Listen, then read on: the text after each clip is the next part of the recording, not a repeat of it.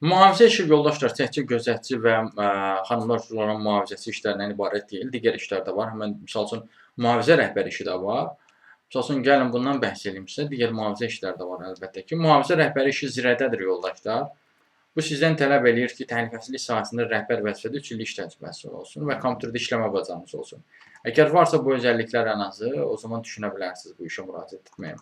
Digər mühafizəçi işi də var. Misal üçün Nur Collection da var, mühafizəçi işi.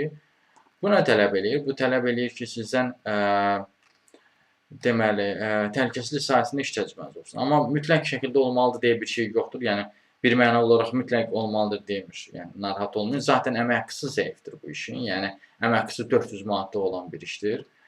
Yəni bu kimsə bu sahədə belə deyim də təcrübə toplamaq istəyirsə və yaxud da həmin şəxslərə uyğun ola bilər və yaxud da hər hansısa bir iş axtarırsa işləməyə, həmin şəxslərə uyğun ola bilər. Əgər ki 20-45 yaşlı bir bəydirsə və təhlükəsizlik və fövqəladə hallar qaydaları haqqında ilkin biliklərə malikdirsə. Bundan əlavə mühafizəçi işi başqa mühafizəçi variantları da var. Mən onlardan da bəhs etmək istəyirəm. Misal üçün nəzarətçi işi var yoldaşlar Flying otelində. Bu Heydər Əliyev adlanan beynəlxalq hava limanında olmalıdır. Bu misal üçün fikir verirsinizsə sizdən çox şey tələb eləyir. Bu da 23-35 yaş istəyir. Səliqəli xarici görünüş istəyir. Amma bu həm də sizdən tələb eləyir.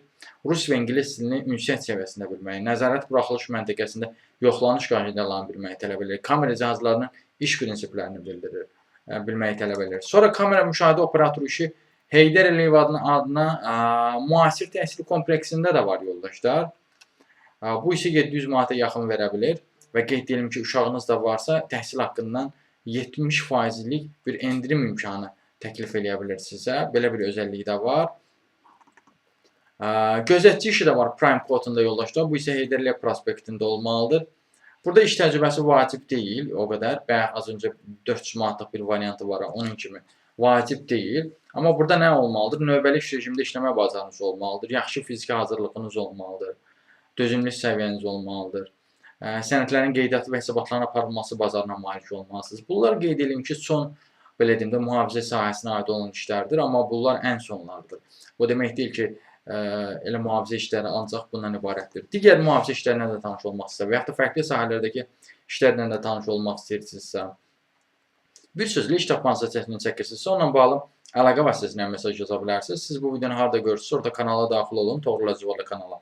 Kanala daxil olduqdan sonra diqqət eləsəniz, orada profildə əlaqə vasitəsi var. Həmin əlaqə vasitəsini götürüb mesaj yaza bilərsiniz.